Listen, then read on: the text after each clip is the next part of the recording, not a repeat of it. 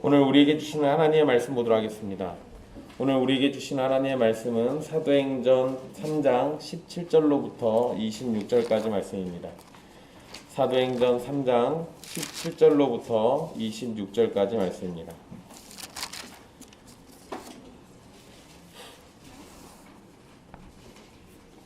귀하신 하나님의 말씀 받들어서 읽도록 하겠습니다. 형제들아, 너희가 알지 못하여서 그리하였으며 너희 관리들도 그리한 줄 아노라. 그러나 하나님이 모든 선지자의 입을 통하여 자기의 그리스도께서 고난받으실 일을 미리 알게 하신 것을 이와 같이 이루셨느니라. 그러므로 너희가 회개하고 돌이켜 너희 죄 없이함을 받으라. 이같이 하면 새롭게 되는 날이 주 앞으로부터 이를 것이요 또 주께서 너희를 위하여 예정하신 그리스도 곧 예수를 보내시리니 하나님이 영원 전부터 거룩한 선지자들의 입을 통하여 말씀하신 바 만물을 회복하실 때까지는 하늘이 마땅히 그를 받아두리라. 모세가 말하되 주 하나님이 너희를 위하여 너희 가운데서 나 같은 선지자 하나를 세울 것이니 너희가 무엇이든지 그의 모든 말을 들을 것이라. 누구든지 그 선지자의 말을 듣지 아니하는 자는 백성 중에서 멸망받으리라 하였고 또한 사무엘 때부터 이어 말한 모든 선지자도 이 때를 가리켜 말하였느니라. 너희는 선지자들의 자손이요 또 하나님이 너희 조상과 더불어 세우신 언약의 자손이라. 아브라함에게 이르시기를 땅 위의 모든 족속이 너의 씨로 말미암아 복을 받으리라 하셨으니 하나님이 그 종을 세워 복 주시려고 너희에게 먼저 보내사 너희로 하여금 돌이켜 각각 그 악함을 버리게 하셨느니라. 아멘. 이 말씀은 살아계신 하나님의 말씀입니다.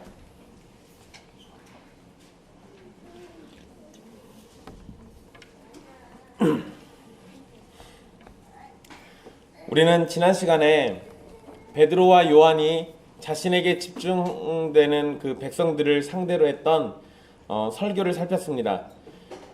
사람들은 걷지 못하는 사람이 걷게 되자 그 일을 베드로와 요한의 경건이나 능력으로 생각을 했었습니다. 그러한 잘못된 생각을 베드로는 어떤 것이 문제인지 이런 것들을 설명해 줬는데요. 베드로는 설교에서 거룩하고 의로우신 예수님을 강조했고 생명의 주님이신 예수님을 유대인들이 죽였지만 하나님께서 다시 살리셨고 그렇게 부활하신 예수님의 이름을 믿음으로 걷지 못하던 사람이 걷게 되었다는 사실을 말했습니다. 결국 사람에게 집중된 관심을 예수 그리스도를 향한 믿음으로 바꾸려는 내용이었습니다. 오늘 말씀은 그 말씀에 이어서 베드로가 계속했던 설교의 말씀이 기록되어 있습니다. 특히 오늘 말씀은 구약의 말씀을 인용하면서 예수님께서는 하나님이 예언하시고 말씀하신 그리스도이시라는 사실을 더욱 강조하게 됩니다. 그리고 그렇기 때문에 회개해야 한다는 사실을 강조합니다. 말씀을 살피면서 그 의미들을 짚어보도록 하겠습니다. 베드로는 예수로 말미암아 난 믿음을 언급하면서 그 믿음으로 걷지 못하던 사람이 완전히 낫게 되었다고 16절에 설교를 했습니다. 그리고 베드로는 이어서 17절에 예수님을 죽인 범죄에 대해서 언급을 하게 되는데요. 유대인들과 관리들이 알지 못하고 한 행동이었다고 베드로가 말을 합니다. 여기에서 관리들은 대제사장과 사내들인 공회원들을 가리킵니다. 유대인들이나 관리들이 예수님을 죽일 때 자신들이 무엇을 행하고 있는지 예수님이 누구인지를 정확하게 알지 못해서 벌어진 일이라는 거죠. 그렇다고 해서 알지 못했기 때문에 용서가 되는 것은 아닙니다. 예수님께서 아무것도 보여주지도 알려주지도 않으셨다면 변명이 될지 모르겠지만 예수님은 가르침과 이적을 통해서 자신이 하나님으로부터 온 존재라는 것을 알려주셨습니다. 누가복음 20장 9절로 18절 말씀에서 비유가 나오는데요. 그 비유를 통해서도 자신이 하나님께서 이스라엘에 보내신 자라는 것을 분명하게 말씀해 주셨습니다. 그러니까 사실 여러분 이런 거 있잖아요. 부모가 자식들에게 교육을 합니다. 훈육을 하죠. 이거 하지마, 이거 하면 안 돼. 분명히 얘기를 했는데 자식들이 그 말을 한 번 듣고 고치는 경우가 있습니까? 대부분 없습니다. 고집이 센 사람들도 나이가 많은 사람들이나 경험을 많이 한 사람들이 옆에서 충고를 해줄 때 분명 듣기는 들어도 쉽게 자기 생각을 바꾸지 않죠. 그러니까 유대인들과 관리들이 예수님에 대한 말씀을 전혀 듣지 못했을까요? 아니요, 그럴 리가 없습니다. 예루살렘 자체가 시끌시끌할 정도로 예수님의 가르침은 파급력이 있었어요. 분명 사람들은 예수님의 언행과 행동, 기적과 기적과 이적들을 보인 것들, 이런 것들을 분명히 듣고 보기도 했습니다. 그런데도 그들은 그것이 하나님으로부터 온 일, 또는 하나님으로부터 되어진 일, 하나님으로부터 온 말씀이라고 생각을 못했던 거죠. 그러니까 듣기는 들어도 깨닫지 못하고, 보기는 보아도 알지 못하는 겁니다. 그런 상황이 벌어진 거죠. 가르쳐 주셨고 보여주셨으나 눈이 영적으로 멀어버린 사람들은 아무것도 깨닫지 못합니다. 깨닫지 못한 것은 본인들의 잘못입니다. 이건 본인들의 잘못인 거예요. 하지만 베드로가 알지 못하여서 그리하였다라고 말할 때는 무지에서 발생한 죄는 용서받을 수 있다는 점을 암시하고 있는 겁니다.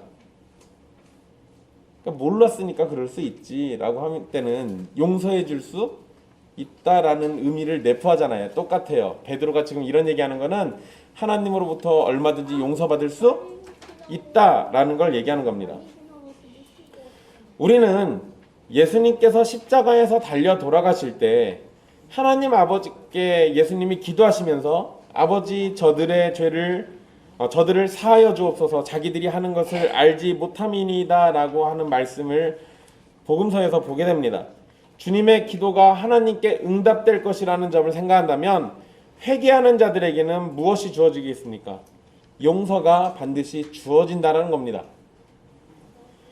그런데 베드로가 이미 이렇게 말해버렸기 때문에, 그러니까 이전에는 알지 못해서 그런 죄였지만 베드로가 지금 그걸 설명해 줬잖아요. 그러니까 이제부터는 알지 못하는 죄가 아닌 게 돼요. 그러니까 이전에는 몰라서 그랬으니까 용서받을 가능성이 훨씬 더 크지만 이제는 알아듣는 소리를 다 들었는데도 안 하니까 이거는 심판의 이유가 되겠죠. 이제 베드로의 입을 통해서 자신들이 무슨 죄를 지었는지 분명하게 알게 된 상황입니다. 이제 회개하지 않는다면 알지 못했을 때보다 더 큰 징계와 저주를 받아 마땅한 일이 되는 겁니다. 17절에서 베드로는 유대인들이 알지 못하고 예수님을 죽였다라고 말하는데요. 그런데 18절에서는 예수님의 십자가 사건이 하나님의 뜻이라고 말합니다. 유대인들은 분명 예수님을 죽이는 잘못을 저질렀습니다. 하지만 하나님께서는 유대인들의 무지함을 사용하셔서 언약을 이루셨고 원래 하나님께서 품으신 뜻대로 이를 이루셨다는 겁니다. 특히 18절에 보면 미리 알게 하신이란 표현이 나와요. 이 표현은 이 사건이 벌어지기 전부터 계속해서 미리 선언하셨고 말씀하셨다라는 것을 의미합니다. 그러니까 베드로는 이미 전에 시편 말씀을 인용해서 예수님에 대한 예언을 설교한 적이 있습니다. 그러한 것 말고도 구약의 수많은 메시아에 대한 예언은 모두 예수 그리스도를 가리키고 있고, 특히 이사야 말씀에서도 고난당하고 죽음을 당하는 분으로 설명하고 있습니다. 그러니까 구약 성경을 잘 보면 예수 그리스도가 보이게 돼 있어요. 결국 예수님의 죽음은 갑자기 예상하지 못한 가운데 벌어진 사건이 아니고 또 유대인들의 무지함만의 결과도 아니라는 거죠. 이 모든 것에는 하나님의 계획이 있었다는 사실을 말하고 있는 겁니다.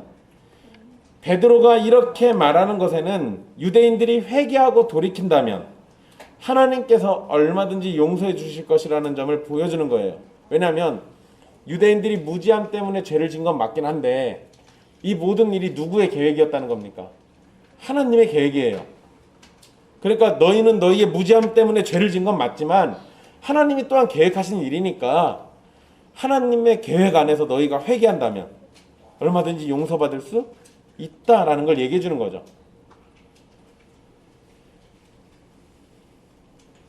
19절 말씀에서 베드로는 매우 중요한 말을 유대인들에게 전해줍니다.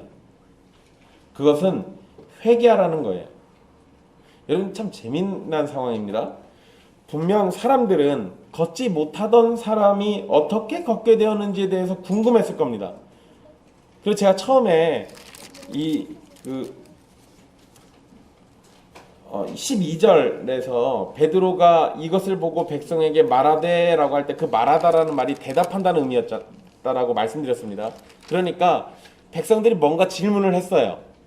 그런데 거기에 대해서 베드로가 말을 했습니다. 그런데 그때 한 말이 뭐냐면 우리 개인의 권능과 경건으로 이 사람을 걷게 한 것처럼 왜 우리를 주목하느냐 했어요. 그 얘기는 백성들이 했던 말들은 이 사람들의 개인의 권능과 경건 때문에 이 사람이 나았구나라고 얘기하고 있는 겁니다. 그러니까 베드로가 대단한 사람이니까, 요한이 대단한 사람이니까 걷지 못한 사람이 나았구나라고 이렇게 집중하고 있었던 거예요. 그 얘기를 했던 겁니다. 사람들의 관심은 그러니까 어디 있다는 거예요? 베드로와 요한에게 가 있고 그들의 개인의 경건에 가 있고 그들이 어떤 권능을 받은 그 일에만 가 있는 겁니다. 그런데 베드로는 그 사람들에게 예수 그리스도가 맞다, 이 모든 권능은 예수 그리스도로부터 나왔다라는 걸 얘기하고 그 다음에 곧장 한 얘기는 회개하라는 거예요. 그들의 헛된 질문과 관심을 깨뜨린 베드로와 요한은 이제 그들을 향해서 회개하라고 권면하고 있는 겁니다. 근데 사실 사람들은 회개해야 하는 것은 생각도 하지 않았습니다. 그러잖아요.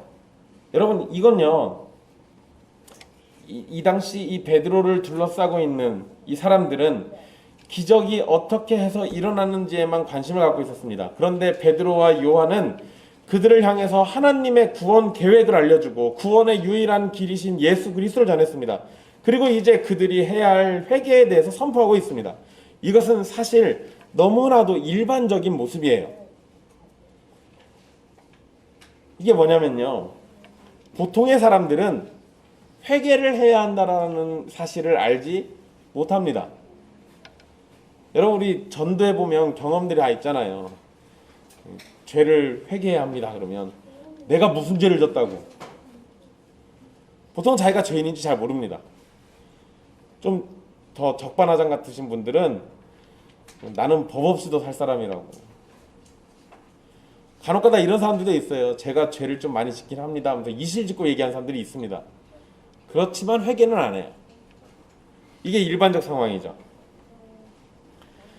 그저 신기하고 놀라운 일, 자신들이 알지 못하는 것 중에서 흥미로운 것에만 관심을 보이는 게 일반적인 사람들의 특징입니다. 그런 사람들에게 우리는 무엇을 보여줘야 할까요? 기독교는 재미있다는 걸 보여줘야 할까요? 기독교를 믿으면 신기하고 놀라운 일이 많이 벌어진다는 것을 보여줘야 할까요? 아닙니다. 그런 게 아니에요. 그러니까 여러분 베드로와 요한이 만약에 기독교를 흥미롭고 신기하고 놀라운 그러한 종교로 설명을 했다면 예수님 얘기도 빼고 회개라는 얘기도 하면 안 되겠죠. 내가 이 사람을 어떻게 고쳤는가 그거 설명해 주겠죠. 근데 여러분 이거 어디서 많이 본 것 같지 않습니까? 부흥회 같은 데 가면 부흥사들이 이런 얘기 하잖아요. 개인의 경건과 권능이 어떤지 그것을 자랑하는 얘기를 우리는 귀한 시간 쏟아가면서 그 얘기를 들어요. 여러분 이게 이상하잖아요. 기독교는 그런 게 아니라니까요. 기독교는 놀이처럼 신기한 일처럼 흥미거리처럼 취급받아서는 안 됩니다. 거룩하고 고귀한 거예요. 사람들이 재미난 것을 원한다고 해서 교회가 트로트를 부르고 춤을 추고 놀이를 하면서 사람들을 끌어모은다면 그것은 사도들의 가르침과는 전혀 상관이 없는 겁니다.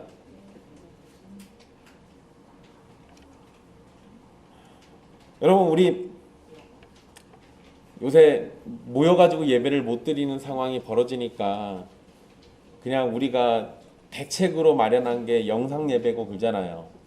이러다 보니까 또 여러분 작년 한 해 동안 집 밖에 잘 나가지 못하다 보니까 사람들이 유튜브나 뭐 넷플릭스나 이런 걸 엄청 많이 보게 됐습니다. 근데 그러다 보니까 목회자들이 어디에다가 관심을 돌리기 시작했냐면요, 유튜브에다가 영상을 올리는 것에 관심을 돌리기 시작했어요. 뭐 좋은 내용, 뭐 좋은 강의 같은 거 올라오는 건 참 좋습니다. 간혹 가다 보면 교회에서 직분자들이 같이 유튜브 영상 찍어가지고 막 재밌는 거 해가지고 올려요. 교인들 보고 재밌게 보고 웃으라는 거죠. 여러분, 그냥 교제 차원에서 그런 거 할 수도 있습니다. 근데 그것을 마치 교회 예배인 양 또는 교회의 본질이 마치 그것인 양 이렇게 생각을 하면서 올리기 시작하면 우리 무너지는 거예요. 세상 사람들이 그렇게 즐기고 논다고 해서 교회가 똑같이 따라하기 시작하면 우리는 그것 때문에 무너지기 시작하는 겁니다. 오히려 우리는 사람들의 관심이 헛되다라는 걸 보여주고 그들에게 더욱 중요한 것, 즉 회개하고 죄로부터 돌이켜 하나님께로 돌아와야 한다는 걸 알려줘야 합니다. 물론 교회로 사는 건 재미있습니다. 행복해요. 기쁨도 넘칩니다. 또 교회로 살기 때문에 그 안에서 위로도 있고요. 세상이 줄 수 없는 평안도 있습니다. 그러나 그 모든 것을 누리는 것은 회개하고 구원을 받은 사람들에게 해당되는 겁니다. 회개하지도 않았고 믿음으로 구원을 받지도 않은 사람이 교회가 교제를 나누는 그 가운데 들어왔을 때 잠깐의 위로나 행복은 맛볼 수 있을지 모르지만 그건 그냥 잠깐 스쳐 지나가는 것 뿐이에요. 영원한 것이 되지 못합니다. 왜냐하면 영원한 기쁨은 영원하신 하나님과의 관계 속에서 나오는 것이기 때문에 하나님과의 관계가 없다면 교회에서 아무리 먹고 마시고 즐겁게 논다 하더라도 그것이 그 사람의 영혼에 참된 위로가 될 수가 없어요. 그러니 교회에 관심을 보이는 사람에게 또는 우리가 복음을 전하고 싶은 사람에게는 우리는 회개할 것을 요청하는 것이 마땅한 겁니다. 우리 교회 한번 나와봐. 엄청 재밌어. 우리 교회 한번 나와봐. 엄청 신나고 재밌는 일 많고 사람들도 많고 그런 걸로 얘기하면 안 돼요. 그렇게 전도를 해온 게 우리가 수십 년이에요. 그러다 보니까 교회를 뭘로 이해합니까? 친목단체로 이해하기 시작해요. 우리는 친목단체가 누리는 기쁨과는 비교할 수 없는 예수 그리스도 안으로부터 나오는 기쁨을 누리는 사람들이에요. 근데 어떻게 세상적인 거 가지고 사람들에게 그 기쁨을 설명합니까? 그럴 수가 없어요.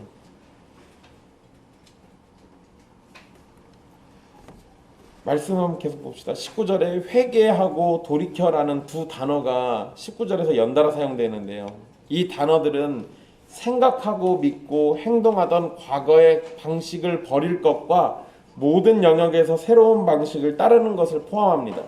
그래서 우리 신앙고백서 중에 제2 스위스 신앙고백서라는 신앙고백서가 있습니다.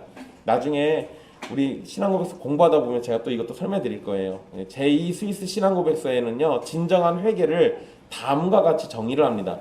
진정한 회개는 이것이니, 즉 하나님께와 모든 선으로 진지하게 돌아오는 것이며 마귀와 모든 악으로부터 힘을 다하여 등을 돌리어 떠나는 것이다. 그러니까 우리가 회개를 얘기할 때 내 죄가 이런 거다 뭐 이 정도로 그냥 고백하고 이렇게 하는 정도가 아니라요, 하나님과 모든 선으로부터 진지하게 돌아가는 거예요. 그리고 마귀로부터 모든 악으로부터 온 힘을 다해서 등 돌리고 떠나는 것을 얘기합니다. 그러니까 여러분, 이렇게 되면은요, 쉽게 생각하면 우리 이런 거예요. 담배를 오래 피신 분들이 담배를 끊을 때 어떻게, 어제는 3갑 폈으니까 오늘은 2갑 피고 내일은 1갑 피고 그 다음엔 반갑 피고 이렇게 줄여가면서 끊을 수 있을까요? 아니요. 그렇게 하면은요, 사실 또다시 시험대로 다시 또 합니다. 술을 끊는 것도 비슷해요. 어제는 3병 먹던 사람이 오늘은 2병 먹고 그 다음날 1병 먹고 이렇게 될까요? 아니요. 그렇게 쉽게 안 돼요. 끊는 방법 여러 가지 도움을 받기도 하지만요, 일단은 우리의 마음이 그곳으로부터 완전히 떠나야 돼요. 회개가 그런 거예요. 마음이 악한 것으로부터 완전히 등을 돌려서 떠나고 선한 것을 향해서 완전히 내 모든 것이 거기에만 집중돼야 돼요. 근데 이러려면 여러분, 내가 어떤 거 안 쳐다보고 어떤 거 하나만 쳐다보려고 하면 그 대상을 향한 사랑이 있든지 또는 거기에 무한한 관심이 쏟아지든지 또는 내가 그것만 쳐다보려고 하는 목숨을 건 그런 노력이 있든지 이래야 하거든요. 여러분, 청교도를 얘기하는 사람들 중에 회개, 중생 이런 거를 지나치게 강조하시는 분들은 마지막 거에 집중을 해요. 거기에 열심히 노력하라는 겁니다. 여러분, 노력하는 것도 필요한 게 맞는데요. 하나님과 그 하나님으로부터 나오는 선함이 얼마나 아름다운지 얼마나 복된지를 먼저 깨달으면요, 굳이 내가 노력하지 않아도 거기에 이렇게 집중하게 돼요. 여러분, 약간 좀 이상한 거긴 한데요, 엄청 예쁜 여자가 지나가면 남자들 눈이 어떻게 됩니까? 막 노력해가지고 쳐다봐요? 아니면 그냥 자동 반사적으로 쳐다봐줘요? 자동 반사적으로 쳐다봐주죠. 뭐 달리 얘기하면 여러분, 엄청 반짝거리고 큰 금덩어리가 우리 앞에 있어요. 내가 쳐다보려고 노력해서 쳐다봅니까? 아니면 자동 반사적으로 쳐다봅니까? 아름답고 귀하고 뭔가 가치가 있다라고 느껴지면은요, 거기에 시선이 알아서 움직여지죠. 똑같아요. 중생하는데 우리의 노력이 필요 없다는 거 아닙니다. 회개하는데 우리의 노력이 필요하지 않다라는 게 아니에요. 그런데 그것에 우리 노력에 앞서서 회개해야 할 당위성, 이유, 목적, 그리고 우리가 회개해서 돌아가야 할 그 대상, 거기서부터 나오는 아름다움에 취하는 게 먼저예요. 그러니까 베드로가 회개하고 돌이켜라 라고 얘기할 때 니들의 노력을 막 먼저 얘기한 게 아니고요, 그 앞전에 하나님의 노력을 먼저 얘기했어요. 하나님이 하신 일을 먼저 얘기했다고요. 하나님이 너희를 사랑하셔서 언약을 지키시고 메시아를 보내셔서 이렇게 구원의 길을 만들어 주셨어 라고 그 얘기를 먼저 했다고요. 그러니까 회개하고 돌이키라고 얘기하고 있는 거예요. 그러니까 우리를 구원하시는 삼위 하나님의 영광과 그분의 아름다움과 그분의 복됨을 먼저 알려주고 거기서부터 돌이키라고 얘기하고 있는 거죠. 회개하고라는 단어는 불순종과 사악함으로부터 돌아서는 것, 잘못을 자백하는 것, 죄를 포기하는 것을 의미합니다. 즉 이전부터 가진 자신의 죄악된 모든 것에서 돌아서야 돼요. 이러한 개념은 돌이킴이라는 것에서 완성이 되는 겁니다. 돌이키다는 단어는 불순종과 무지의 삶에서 돌아서서 하나님을 향한 믿음과 순종과 주권에 굴복하는 걸 의미합니다. 그러니까 유대인들은 기적이 나타났을 때 그 기적이 어떻게 된 것인 거에만 관심을 가지고 있었습니다. 그런데 그 기적의 주인이신 예수님이 누구이신지, 예수님과 자신들의 관계는 어떤 사이인지는 전혀 관심을 두지 않았어요. 그러니 유대인들은 계속해서 어떤 길로 가고 있는 겁니까? 죽음의 길로만 치닫고 있는 거예요.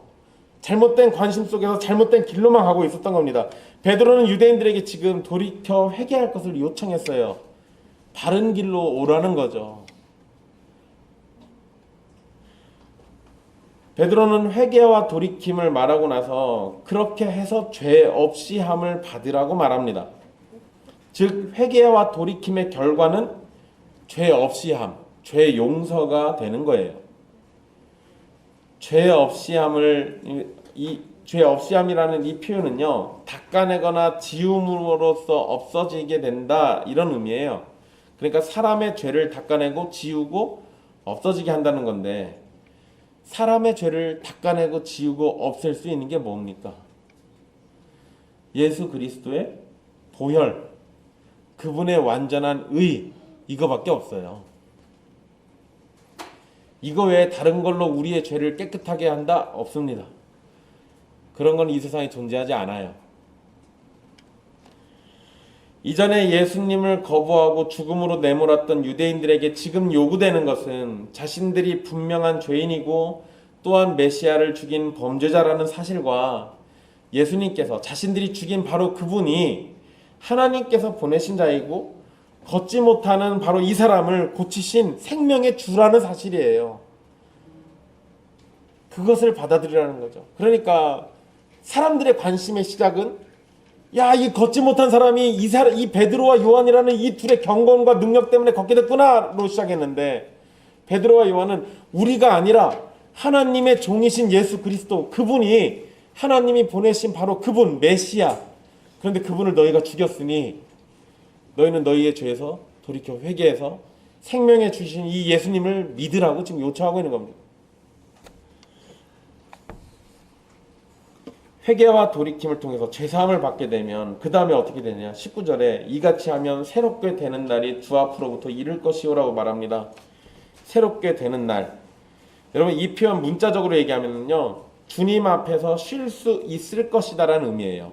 새롭게 된다라는 표현이 문자적으로는 쉴 수 있다라는 의미입니다.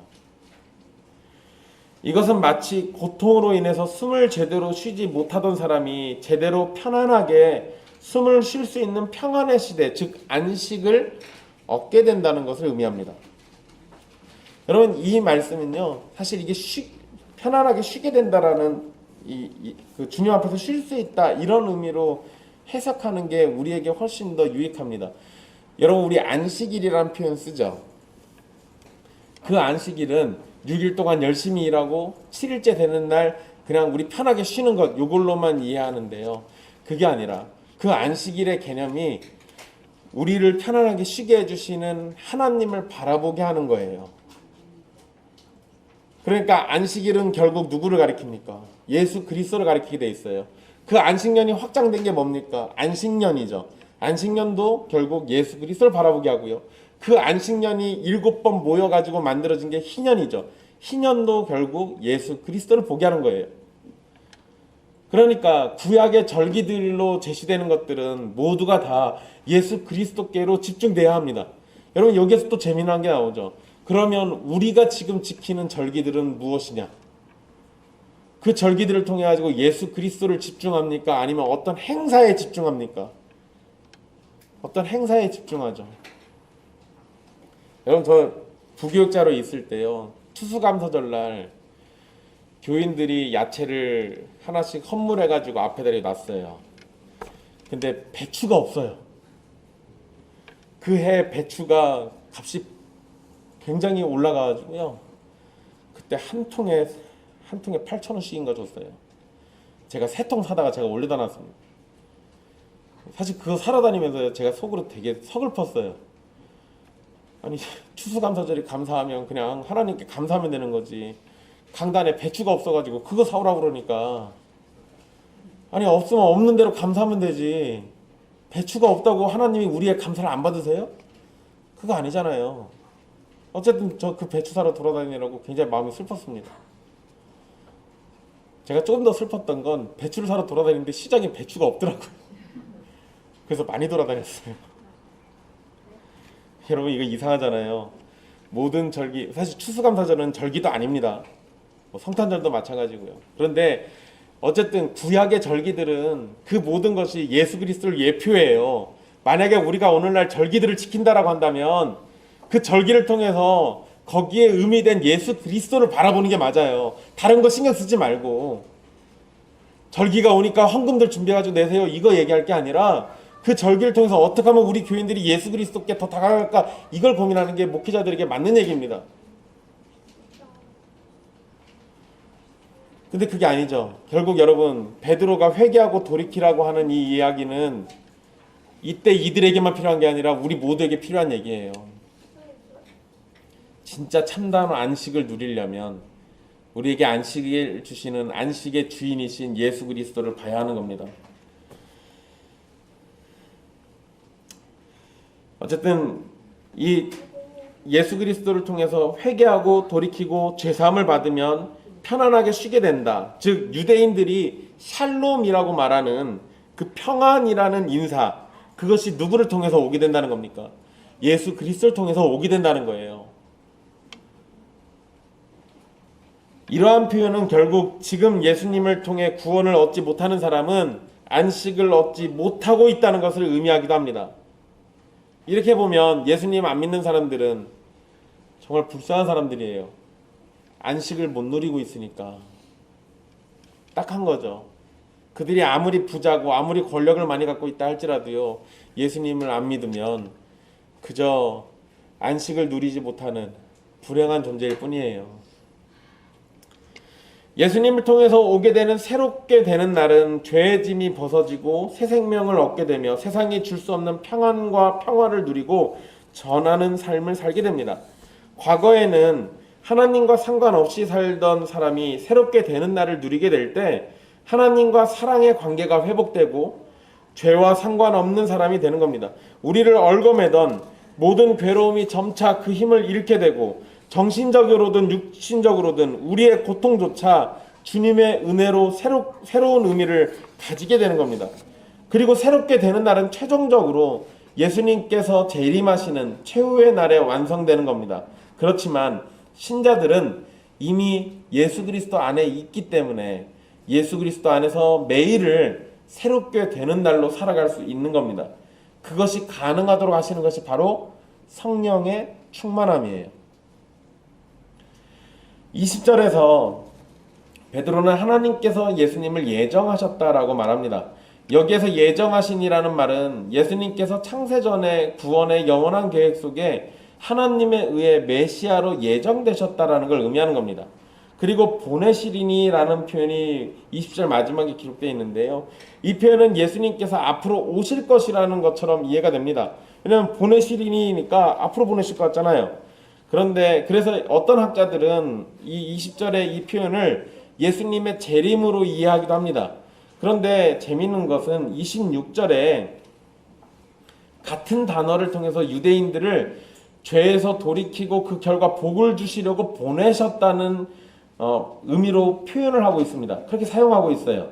이러한 점에서 볼 때 20절에서 보내시리니라는 단어는 미래에 오신다는 것을 포함해서 이미 오신 사건을 의미합니다. 그러니까 미래에도 오시겠지만 이미 오신 예수님의 삶, 죽음, 부활, 승천 이것을 다 가리키는 거예요. 21절에 베드로는 선지자들의 기록을 언급하면서 만물을 회복하실 때까지는 하늘에 예수님께서 계셔야 한다고 언급을 합니다. 여기에서 만물을 회복하실 때가 언제인지 정확히는 알 수 없습니다. 학자들끼리 이거 가지고 엄청 싸웁니다. 학자들도 결론을 못 내린 거는 굳이 우리가 거기에 의미가 무엇이냐 하고 목맬 필요는 없습니다. 하지만 확실한 것은 만물의 회복은 오순절 사건과 함께 이미 시작되었다는 건 분명합니다. 그러니까 이것이 완성되는 그때가 언제인 걸 모르는 거지 언제 시작하는 걸 모르는 건 아니에요. 그래서 여러분 이렇게 이해하시면 쉽습니다. 우리 오순절날 성령 강림 사건이 벌어졌을 때 제일 먼저 나타난 현상이 뭐였냐면 사람들이 확인할 수 있었던 현상이 뭐였냐면 방언이 터지고 그 방언이 여러 나라들의 말로 하나님의 큰 일을 말하는 거였죠. 그런데 과거 바벨의 사건에서는 사람들의 언어가 혼잡해지면서 사람들이 흩어지게 됐어요. 그러니까 흩어졌던 언어가 여전히 흩어져 있을지라도 하나님의 큰 일이라는 하나로 통합되는 만물이 회복되는 사건을 경험한 거예요. 그러니까 오순절 성령 강림 사건은 만물의 회복을 알리는 그 시작점입니다. 그것은 분명해요. 언제 완성되는지는 우리가 모르는 겁니다. 어쨌든 아직 완전히 이루어지지 않은 것이지만 지금부터 계속해서 이루어지는 사건이라는 거죠. 이러한 개념은 주님께서 곧 다시 오실 것이라는 소망을 갖게 만드는 것이기도 합니다. 베드로는 모세가 했던 말을 인용을 합니다. 그게 22절 말씀인데요. 모세가 신명기 18장 15절에서 했던 말을 인용하는데 하나님께서 이스라엘을 위해서 자신과 같은 선지자 하나를 세울 것이라는 말입니다. 모세가 이런 말을 했던 이유가 있는데요. 자신은 가나안 땅에 이스라엘 백성들이 들어갈 때, 약속의 땅에 들어갈 때 모세는 함께 들어가지 못하게 됐습니다. 그래서 이스라엘 백성들에게는 하나님과 백성 사이에서 중재를 해줄 존재가 필요한 상황이었어요. 그러니까 모세는 같이 못 들어간 상황에서 이 얘기를 한 겁니다. 이런 상황에서 모세는 자신과 같은 선지자를 하나님께서 세우실 것이라고 말씀하신 거예요. 모세 이후에 선지자들이 많이 있었습니다. 그런데 유대인들은 모세와 같은 선지자를 뭐라고 이해했냐면 그런 선지자들, 그 역사 속에서 있었던 선지자들도 모세 같은 선지자겠지만 모세와 같은 그 선지자를 어떤 한 명으로 특정을 해요. 그래서 그 한 명을 하나님이 미래에 보내실 가장 이상적인 선지자로 해석을 했습니다. 유대인들이 제대로 알고 해석한 건지는 우리가 뭐 그 과정은 잘 모르겠지만 결과는 굉장히 좋은 해석이 됐죠. 모세와 같은 그 선지자를 베드로는 누구라고 얘기하는 걸까요? 예수님이에요. 너희가 무엇이든지 그의 모든 말을 들을 것이라로 번역된 표현, 그런 말들은 순종이라는 단어로 이해할 수 있습니다. 그러니까 이스라엘 백성들은 모세 이후로 오게 될 모세와 같은 선지자의 말을 들어야 합니다. 그것도 가려서 듣는 것이 아니라 그의 모든 말을 들어야 합니다. 즉 그가 하나님께 받아서 전하는 모든 말씀에 대해서 순종해야 한다는 것이죠. 사실 여러분, 누가복음에서 예수님을 모세와 같은 선지자라고 기록한 것은 한 번도 없습니다. 누가복음에는 그런 표현이 안 나와요. 그러나 누가복음 9장 35절을 보면 변화산 사건이 기록되어 있는데, 그때 변화산 사건을 경험한 제자들이 하나님의 음성이 들렸을 때 그것을 기록한 내용이 있습니다. 그때 하늘에서 무슨 음성이 들리냐면, 이는 나의 아들 곧 택함을 받은 자니 너희는 그의 말을 들으라. 모세와 같은 선지자를 세우면 그의 모든 말을 들어야 한다고 하셨고, 변화산 구름 속에서 들린 하나님의 말씀은 너희는 그의 말을 들으라 하였습니다. 이렇게 같은 표현이 사용될 때 제자들은 이 말씀이 모세와 같은 선지자에게 해당되는 말씀이라는 것을 깨닫게 되었을 겁니다. 그래서 예수님을 제자들이 나중에 선지자라는 표현을 써요. 그러니까 모세와 같은 그 선지자가 아닐까라고 사람들이 예측을 했던 겁니다. 베드로는 레위기 23장 29절의 말씀을 인용해서 만약 하나님께로부터 온 선지자들의 말을 듣지 않는다면 그런 않는 사람은 백성 중에서 멸망을 당하게 된다고 선포를 하게 됩니다. 이 말씀을 따라서 생각해 본다면 하나님께서 죄인을 구원하실지 심판하실지에 대한 판단을 모세와 같은 선지자의 말에 순종하는지에 따라서 결정하신다는 걸 알 수 있죠. 그러니까 여러분, 심판은 순종 여부로 받아요. 여러분, 이 부분을 오해하시면 안 됩니다. 구원을 순종 여부로 받는 게 아니라 심판을 순종 여부로 받아요. 구원은 뭘로 받습니까? 믿음으로 받죠. 여러분, 이 부분이 사람들이 자꾸 혼동을 해요. 여러분, 양과 염소의 비유 들어보셨을 겁니다. 마태복음에 나와 있죠. 예수님이 하신 비유예요. 마지막 때가 되면 임금이 와서 양 같은 사람들 세우고 염소 같은 무리들 세웁니다. 그리고 심판하시죠. 근데 그때 거기에서 믿음을 얘기합니까? 아니요. 행동을 얘기해요. 행위를 얘기합니다. 이게 뭐냐면 구원은 우리의 믿음으로 받는 것이 분명한데 심판은 뭘로 받는다는 거예요. 우리의 행동에 의해서 심판받아요. 그러니까 여러분, 심판 안 받고 싶으면 어떻게 하라는 겁니까? 행동을 제대로 잘 하셔야겠죠. 하나님의 말씀에 따라 순종해야 맞아요. 그런데 여러분, 우리가 그게 됩니까? 안 되잖아요. 그러니까 구원을 행위로 받을 수가 없으니 구원은 뭘로 받아요? 믿음으로 받는 거예요. 하나님이 길을 크게 열어주신 거예요. 이 두 개를 혼동하지 마세요. 구원과 심판을 하나의 개념으로 놓고 이해를 하다 보면 이 두 개가 헷갈립니다. 말씀에서는 분명 심판은 행동으로 받아요. 행위로 받습니다. 심판하실 때 너희의 믿음을 보겠느냐라고 얘기하시잖아요. 믿음이 아니라 행위로 심판받는다고요. 근데 구원은 행위가 안 되니까 하나님이 구원의 길을 믿음으로 열어두신 거예요. 그래서 믿음으로 구원받는 겁니다. 이 부분, 이것이 분리되어 있다는 건 여러분 좀 잘 기억해 두세요. 어쨌든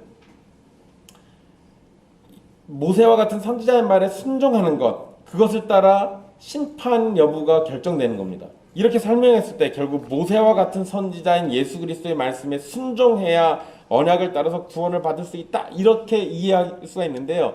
근데 여러분, 예수님의 말씀이 뭡니까? 뭐 어떤 행위를 해서 구원받으라를 얘기하셨어요? 아니요. 회개하라예요. 회개하라. 그리고 너의 믿음이 너를 구원했다고 얘기하지 너의 행위가 너를 구원했다고 얘기하시지 않습니다. 예수님은 계속 뭘 강조하십니까? 믿음을 얘기하세요. 하나님을 믿는 믿음을 얘기하신다고요. 물론 여러분 예수님께서 하신 말씀이 굉장히 많습니다. 그런데 여기에서 베드로가 연결하려는 것은 19절에 회개하고 돌이키라는 겁니다. 예수님도 회개할 걸 선포하셨고, 그리고 베드로가 설교의 마지막인 26절에서 보면 돌이켜 악함을 버리라는 표현, 즉 회개할 것으로 마무리를 하고 있어요. 근데 여러분 이 회개도 사실 이건 행위라고 볼 수 있는데요. 이 행위는 무엇이 있을 때 가능할까요? 회개하고 돌이켰을 때 구원해 주실 거라는 믿음이 있어야 가능하잖아요. 물론 여러분 회개가 먼저냐 믿음이 먼저냐 이거는 신학자들이 말들이 많습니다. 그런데 두 가지 다예요. 회개가 먼저일 때도 있고 믿음이 먼저일 때도 있습니다. 여기에서 지금 맥락으로만 놓고 보면 지금은 믿음이 먼저예요. 믿음이 있으니까 회개하고 돌이킬 거 아니에요.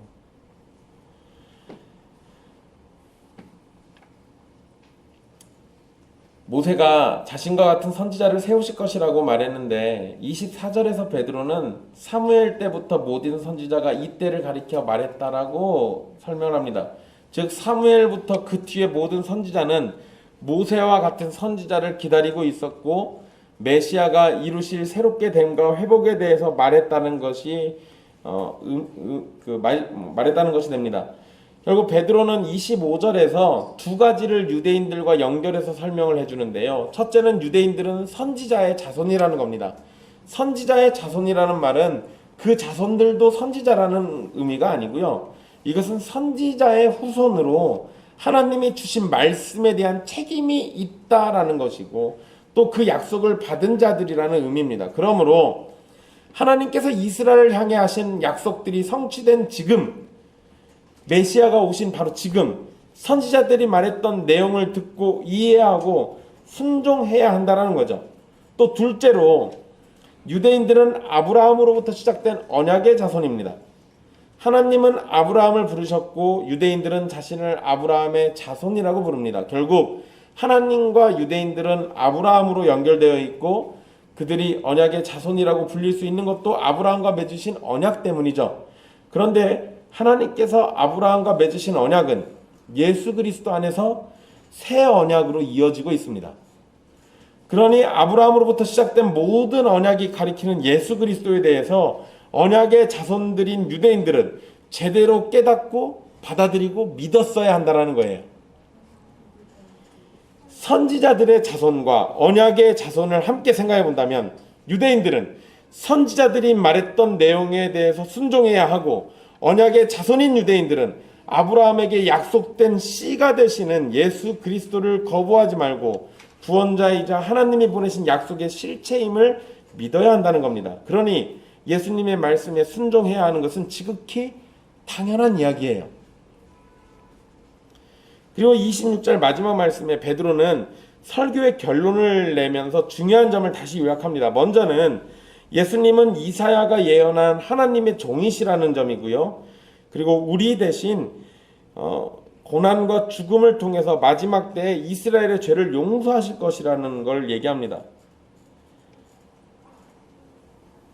그러니까 하나님의 종이라는 이 표현 자체가 이사야 53장을 생각나게 만들게 돼 있어요. 그러니까 하나님의 그 종이라고 얘기했을 때는 당연히 우리 대신에 고난과 죽음을 당하시고 우리를 구원하시는 바로 그분을 바라보게 돼 있죠. 또 하나님께서 그 종을 세우셨다는 표현은 일으켜 세우다는 의미가 기본이긴 한데요. 부활의 의미가 있습니다. 하지만 22절에서도 같은 단어를 사용해서 예수님을 이 세상에 보내신다는 의미로 사용했기 때문에 예수님의 삶과 죽음과 부활과 승천을 통한 영광 전체라는 의미로 세우셨다고 이해할 수 있습니다.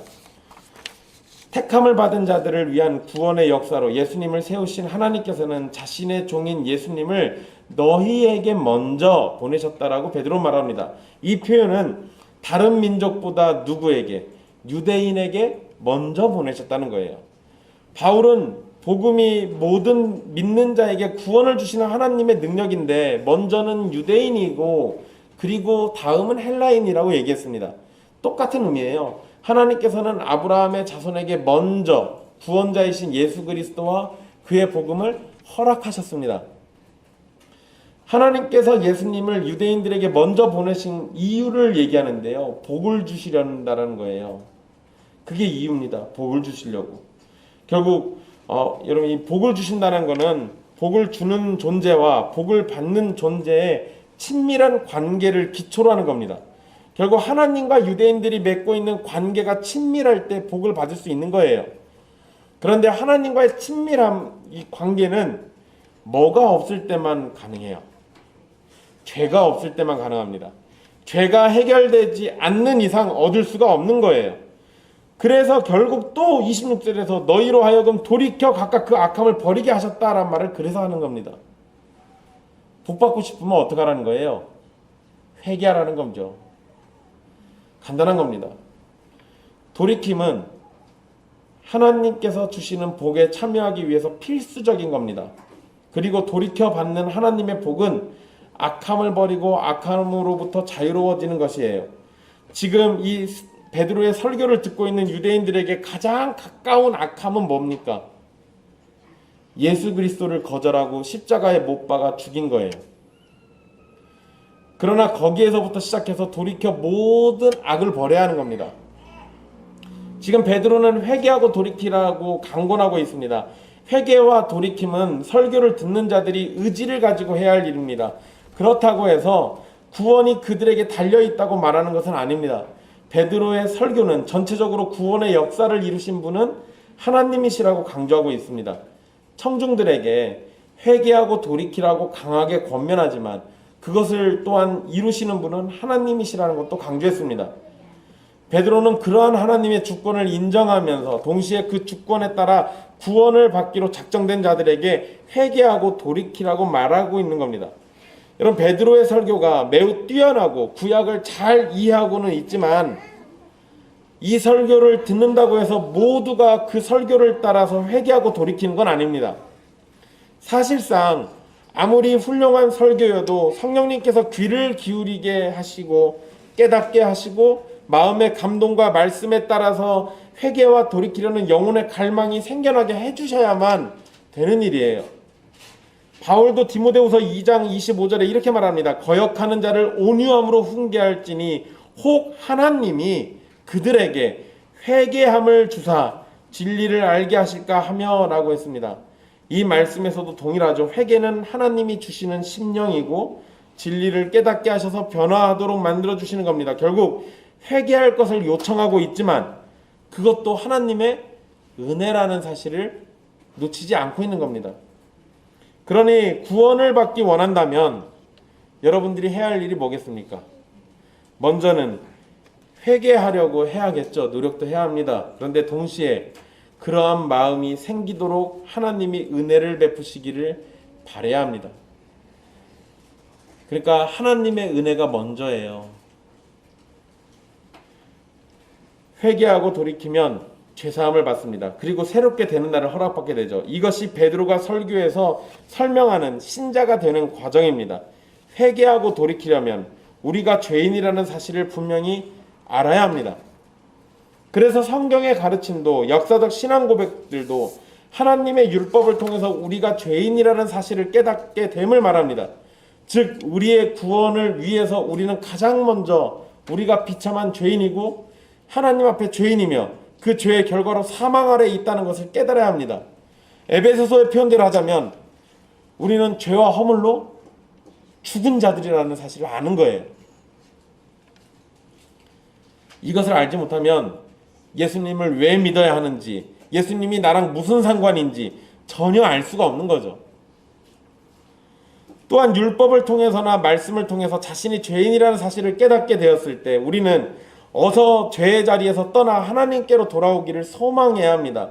그러나 죄가 가득한 우리를 하나님께서 받아주실 리가 없습니다. 오히려 죄를 가득 담아서 하나님께로 온다면 그 죄 때문에 당장 죽게 될 겁니다.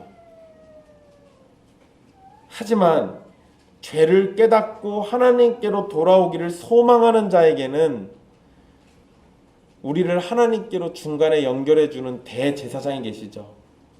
구원자이신 예수 그리스도가 있습니다. 우리를 죄를 잔뜩 짊어지고 하나님께로 가도록 만들지 않으세요. 택하신 자들에게 예수님은 우리가 잔뜩 짊어지고 있는 그 죄의 짐을 예수 그리스도의 이름으로 다 풀어 헤치게 만들어줍니다. 수고하고 무거운 짐진 자들아 다 내게로 오라. 내가 너희를 쉬게 하리라. 아멘. 예수 그리스도께서는 우리의 모든 죄를 해결해 주시는 유일한 해결책입니다. 우리의 모든 부정함을 정결하게 만드시는 보혈의 주인이시고 하나님 앞에서 온전한 순종의 의를 우리에게 주시는 의의 왕이십니다. 사랑하는 형제와 자매 여러분, 하나님이 주시는 복을 누리고 언약의 유익을 누리고 하나님과 화목한 가운데 참 행복을 누리시기를 원하십니까? 그러면 회개하고 돌이키는 자리에서부터 출발해야 합니다. 예수님의 이름으로 부르심을 받은 자들에게 하나님께서 회개의 영을 주실 것이니 성경의 말씀을 의지해서 주님께 회개하는 마음으로 나아가고 구원을 주시기를 바라십시오. 이미 구원을 누리고 계신 성도들께서는 계속해서 회개의 영으로 날마다 거룩함으로 나아가는 신자가 되기를 소망하십시오. 그 가운데 세상의 모든 근심과 염려로부터 참 자유와 만족과 기쁨을 누리게 되기를 바라십시오. 바라는 걸로 끝나는 것이 아닐 겁니다. 주님께서 우리가 도무지 알 수 없는 방법으로 참 행복과 기쁨과 만족을 주실 겁니다. 그리스도 안에서 구원을 얻은 자들은 새롭게 되는 날을 날마다 허락받을 것이고 만물이 회복되는 날 하나님의 종 예수 그리스도를 통해서 감당할 수 없는 복을 허락받을 것입니다. 삼위 하나님께서 은혜를 베푸셔서 구원을 받은 신자들에게는 그리스도 안에서 복락을 누리게 해주시고 구원을 받지 않은 사람들은 속히 회개하는 영을 주셔서 구원의 은혜를 누리고 생명의 근원이자 모든 영광이 하나님께 기쁨으로 서는 영광을 누리게 해주시기를 간절히 바랍니다. 기도하겠습니다.